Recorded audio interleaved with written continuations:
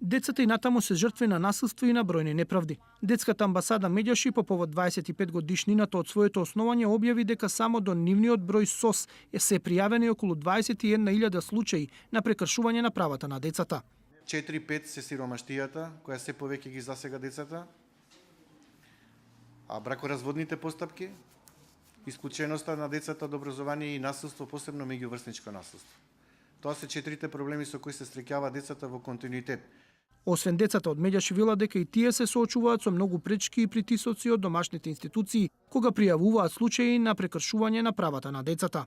Многу добро се сеќам кога најдовме неколку влијателни и се уште актуелни министри со политичка злоупотреба на деца за партиски цели.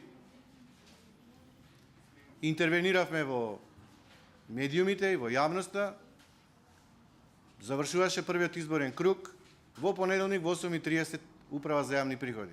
Сеќавам кога доаѓа разни луѓе од Министерството за внатрешни работи, бидејќи реагиравме на една милитаристичка акција кога единиците за брза интервенција им беа презентирани на деца од градинка во 3-4 години и кога ни прати од економски криминал не малтретира едно 3-4 години.